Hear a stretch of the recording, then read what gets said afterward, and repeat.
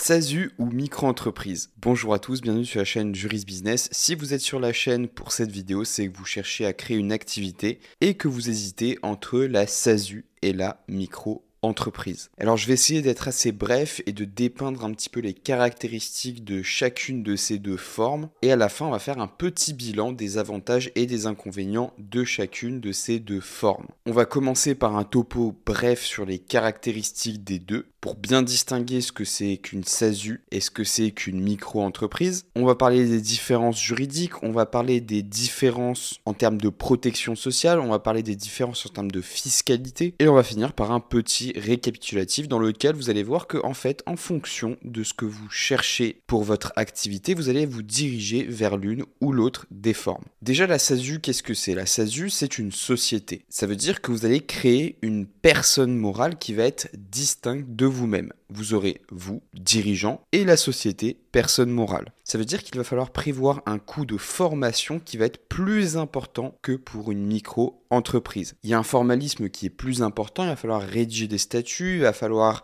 un expert comptable, etc., etc. Il va falloir publier des annonces légales, ça on va le voir a posteriori, mais dites-vous bien que par rapport à la micro-entreprise, la SASU, elle implique un formalisme qui est plus important et plus coûteux.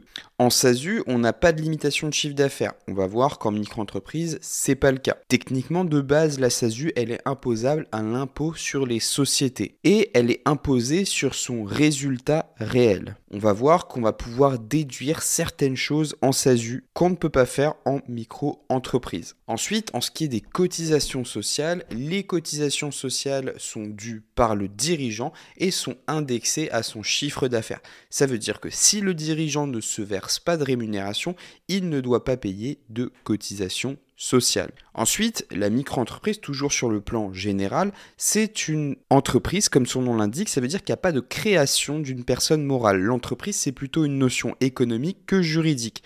Donc ça veut dire qu'en fait, la micro-entreprise, elle est attachée à la personne qui exerce l'activité. Il n'y a pas de séparation avec une création d'une personne morale. C'est la même personne, c'est pour ça que quand on crée une micro-entreprise, forcément, on est obligatoirement obligé de la créer sous son propre nom.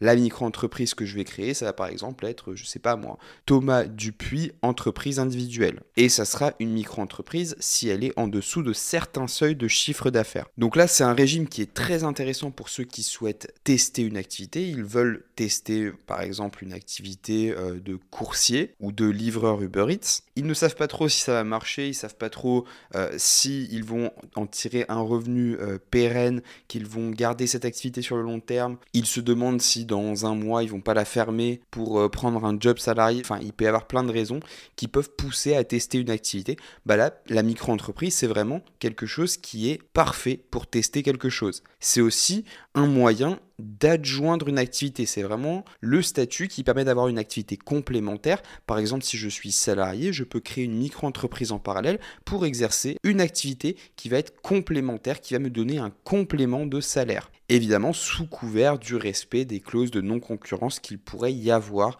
dans votre contrat de travail. En micro-entreprise, contrairement à la SASU, on a des plafonnements au niveau du chiffre d'affaires. On est sur un plafonnement qui va évoluer en fonction des années, mais il me semble que là, on est aux alentours des 188 700 € pour les activités d'achat-revente comme la vente de marchandises par exemple, et 77 700 pour les autres types d'activités qu'on peut exercer en micro-entreprise, par exemple la prestation de services. Ça, c'est vos seuils maximum pour la micro-entreprise. Au-delà, vous passez dans un régime d'entreprise individuelle classique.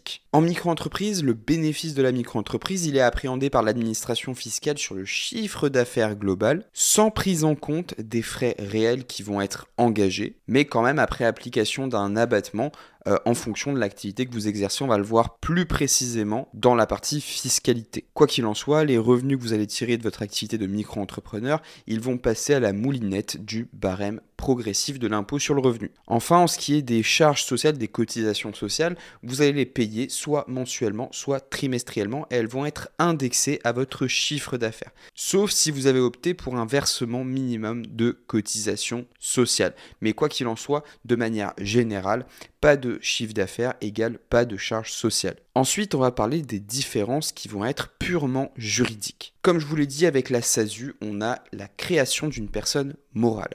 On va distinguer le dirigeant et la SASU qui va être une personne distincte. Ça implique qu'il va falloir rédiger des statuts qui vont régir le fonctionnement de la SASU. Et en matière de rédaction de statuts, il faut être particulièrement rigoureux parce qu'on va vraiment toucher au fonctionnement même de l'entreprise et c'est quand même plutôt intéressant de passer par un expert, notamment par LegalPlace que vous avez en description si vous le souhaitez, ou par un avocat en droit des affaires. Autre notion juridique que vous devez connaître, c'est que en SASU, la responsabilité de l'associé unique, elle est limitée au montant de ses apports. Qu'est-ce que ça veut dire?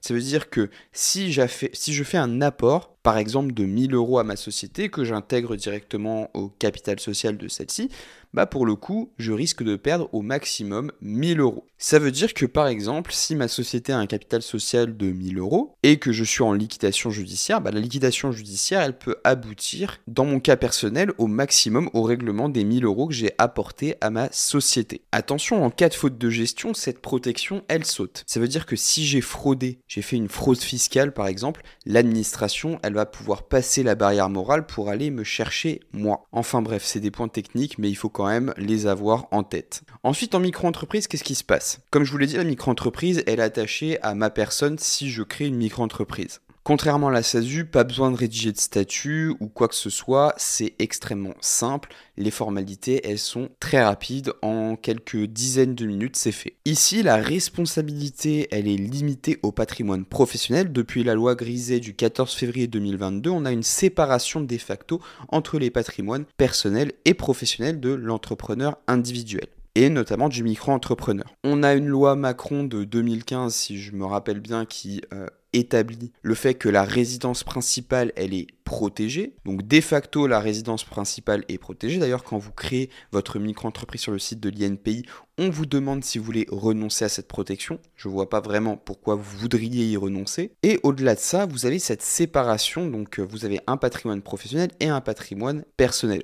Donc là, tout l'intérêt du créancier qui va vouloir saisir des biens professionnels, c'est de dire ce bien qui est dans le patrimoine personnel, c'est en fait un bien professionnel. Et là, le rôle de l'avocat, c'est justement de réfuter ça. Quoi qu'il en soit, si vous voulez être sûr et certain que telle ou telle chose n'entrera pas dans le patrimoine professionnel, vous avez toujours la possibilité de faire une déclaration d'insaisissabilité auprès d'un notaire. Donc vous allez dire que tel bien foncier bâti ou non bâti intègre le champ de votre patrimoine personnel et n'appartient pas au patrimoine professionnel. Donc là, c'est un acte authentique, il fait foi, il n'y a pas de discussion possible. Ensuite, on va parler rapidement de la déclaration d'activité. Donc bon, on va pas se mentir, c'est beaucoup plus formalisé en SASU qu'en micro-entreprise. Comme je vous l'ai dit déjà, en micro-entreprise, c'est une question de minutes. En SASU, vous devez choisir une dénomination sociale, vous devez rédiger des statuts, vous devez certainement consulter un avocat ou alors un expert comptable ou un juriste confirmé, lui expliquer le fonctionnement que vous souhaitez pour votre SASU. Lui, il va devoir rédiger vos statuts, les mettre en conformité avec les obligations légales. Vous allez devoir faire un apport en numéraire, en nature ou en industrie. Si vous faites un apport en nature au-delà de 37 000 €, je crois que c'est ça le seuil, vous devez faire appel à un expert qui va pouvoir valoriser cet apport en nature. L'expert est un commissaire aux apports. Si vous ne le faites pas et que vous avez des problématiques avec un créancier qui va vouloir vous saisir, vous allez être tenu de la valeur que vous avez donnée à votre apport en nature. Ça veut dire que si j'apporte un bien et je dis que ce bien vaut 50 000 € mais qu'en réalité le bien ne vaut que 30 000 € parce qu'il n'y a pas l'attestation du commissaire aux apports qui justement l'atteste, bah en fait vis-à-vis du créancier je vais être tenu de 50 000 € la valeur que j'ai donnée à l'apport en nature. Donc c'est pour ça qu'il ne faut pas surévaluer l'apport en nature. Et il vaut toujours mieux que le commissaire aux apports vienne certifier que tel apport en nature vaut tant. Quoi qu'il en soit, toujours dans vos statuts, vous allez nommer un président. Vous allez vous donner un mandat statutaire ou extra-statutaire pour accomplir les actes préparatoires à votre activité. C'est-à-dire que si vous avez besoin, par exemple, de conclure un bail commercial, vous allez le faire comme acte préparatoire. Et là, il faut se donner un mandat statutaire ou extra-statutaire ou alors que la société reprenne l'acte en question. Parce que sinon, c'est l'associé unique lui-même qui est tenue vis-à-vis du co-contractant. Et là, bon, on va pas se mentir, ça pose plutôt des problèmes dans les sociétés comme les SAS où il y a plusieurs associés, etc. Mais bon, il faut quand même faire les choses dans la forme et prendre d'ores et déjà les réflexes pour bien faire les choses. Attention, acte préparatoire, c'est pas acte d'activité. Ça veut dire que vous ne pouvez conclure que des actes qui préparent l'activité. Ouvrir un compte bancaire, un contrat de bail, etc., etc. Les actes d'activité, il vous faut encourir la qualification de société créée de fait. Et pour le coup, vous comprenez que si vous faites des actes d'activité, si vous passez des actes d'activité, vous êtes imposable, etc., etc. Et là, il peut y avoir un contentieux avec l'administration ou avec les créanciers sociaux. Quoi qu'il en soit, une fois que vous avez rédigé vos statuts, vous les déposez au SIE, vous les publiez sur un journal d'annonces légal, vous les déposez au greffe du tribunal de commerce qui va vous donner un numéro RCS, etc. Vous allez avoir un ciré. Bref, vous allez avoir toutes les informations obligatoires à l'identification de votre entreprise. En micro-entreprise, en fait, les formalités, elles sont extrêmement réduites. Immatriculation au registre des entreprises, vous recevez votre ciré, votre sirène et basta. Ensuite, sur la protection sociale, là, je vais être très synthétique parce qu'on va vraiment pas entrer dans le détail. Il n'y a pas grand-chose à savoir si ce n'est qu'en SASU, on est assimilé salarié, on a une meilleure protection sociale et en micro-entreprise, on est considéré comme TNS et on est au régime de la CPAM. La protection sociale est moins bonne. En termes de fiscalité, là, en SASU, la SASU elle-même va être imposée à l'impôt sur les sociétés. Il y a deux taux. Je vous rappelle qu'il y a un taux qui va jusqu'à 38 000 et quelques, c'est un taux à 15%. Et au-delà, il y a un deuxième taux à 25%. Donc ça, c'est pour l'imposition sur la SASU. Si le dirigeant se verse des rémunérations, donc des salaires, ils vont être imposés au barème progressif de l'impôt sur le revenu. S'ils se versent des dividendes, ils vont pouvoir être assujettis au prélèvement forfaitaire unique qui est de 30% par exemple. Donc là, il y a un montage qui se fait régulièrement en SASU, c'est que en SASU, il y a les cotisations sociales qui sont plutôt élevées, qui sont de 80%, ça veut dire que si vous vous versez un salaire, vous prenez 80% en termes de charges sociales. Donc ce que font la plupart des dirigeants de SASU, c'est qu'ils optent pour un système double. Les cotisations sociales, elles sont dues que sur les rémunérations. Et elles ne sont pas dues si vous versez des dividendes. Si vous versez des dividendes, vous prenez le PFU qui est de 30%. Ça veut dire qu'il y a beaucoup de dirigeants de SASU qui optent pour un système mixte dans lequel ils se versent un peu de rémunération et ils se versent le reste en dividendes. Les dividendes n'étant pas considérés comme des rémunérations directes, ils ne sont pas soumis aux 80% de cotisations sociales, mais uniquement au PFU, le prélèvement forfaitaire unique. En micro-entreprise, c'est l'impôt sur le revenu. Il n'y a pas de distinction entre les bénéfices du chef d'entreprise et de la micro-entreprise. Il y a simplement un abattement qui est appliqué en fonction de l'activité que vous exercez. Enfin, vous êtes dans tous les cas assujetti à la cotisation foncière des entreprises. C'est une taxe qui est exigible à partir de la deuxième année. Donc, vous avez une première année qui est l'année de création de l'entreprise dans laquelle vous n'êtes pas assujetti à la CFE. Puis la deuxième année, vous payez cette fameuse cotisation foncière des entreprises. Maintenant, on va faire une petite synthèse des avantages et des inconvénients des deux. Déjà, premier avantage, c'est qu'en SASU, on a une prise en compte des frais réels pour la détermination du bénéfice imposable de la SASU. Ça veut dire qu'on va pouvoir déduire certaines choses. Par exemple, les indemnités kilométriques qu'on va engager pour notre activité. Ensuite, on va pouvoir récupérer la TVA sur les biens et les services. On a un calcul des cotisations qui se fait sur ce qui est versé au dirigeant, c'est-à-dire sur sa rémunération, contrairement à la micro-entreprise où c'est imputé directement sur le chiffre d'affaires. Ensuite, on a une responsabilité qui est limitée au montant des apports, sauf évidemment faute de gestion. Enfin, on a une structure qui est évolutive dans laquelle on va pouvoir accueillir des associés.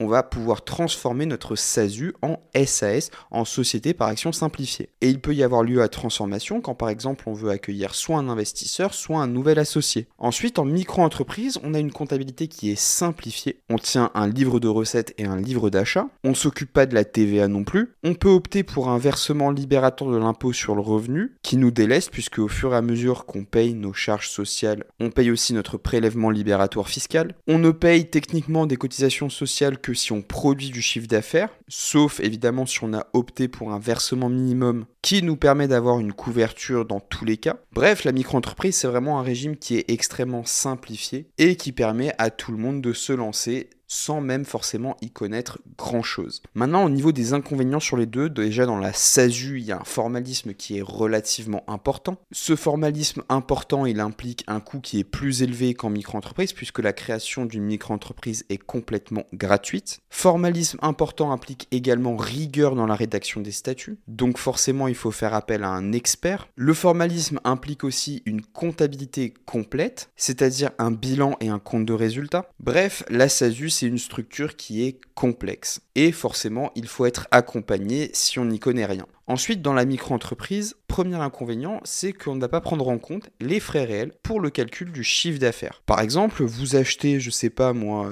40 mugs, vous achetez ces 40 mugs 400 €, à la revente, vous récupérez 1000 €, vous n'allez pas déduire les 400 € d'achat de votre chiffre d'affaires. Et vous allez payer vos cotisations sociales sur les 1000 € que vous avez réussi à générer, qui sont du chiffre d'affaires. Il n'y a pas de distinction entre chiffre d'affaires et bénéfice net. Ensuite, on ne va pas récupérer non plus en micro-entreprise la TVA. On ne peut pas non plus en micro-entreprise faire des reports de déficit fiscal sur les années à venir. Ça, c'est des mécanismes qui peuvent se faire en société. Et enfin, on a aussi les charges sociales qui sont calculées sur le chiffre d'affaires et non pas sur le bénéfice de l'entreprise. Voilà, c'est tout pour cette vidéo. J'espère qu'elle vous a plu, qu'elle vous aura permis de vous faire vraiment une idée de ce qu'il y a en micro-entreprise et en SASU. Vous l'aurez compris, le choix de l'une ou l'autre des structures est vraiment très personnel. Elle dépend vraiment de ce que vous recherchez. D'un côté, on va dire que si vous avez l'intention d'avoir une activité qui est complémentaire ou alors qui est plutôt de l'ordre du test, il vaut mieux opter pour la micro-entreprise. Et de l'autre, si vous avez l'intention d'avoir une activité qui va être pérenne et sur le long terme, je vous invite à vous diriger plutôt vers la SASU. Ça va aussi dépendre du chiffre d'affaires que vous allez pouvoir réaliser. Dans les deux cas, ne vous inquiétez pas, si jamais vous commencez en micro-entreprise et que vous voyez que la SASU est plus appropriée, alors vous pouvez simplement cesser votre micro-entreprise et créer une SASU. Vous n'êtes pas enfermé dans l'une ou l'autre des formes. Voilà, c'est tout pour cette vidéo, j'espère qu'elle vous a plu. Si c'est le cas, n'oubliez pas de vous abonner, de mettre un pouce bleu. Si jamais vous voulez créer une micro-entreprise ou une SASU, je vous invite à passer par LegalPlace. Vous avez des réductions avec le code JurisBusiness. Sur ce, moi je vous retrouve sur les deux vidéos qui s'affichent à l'écran.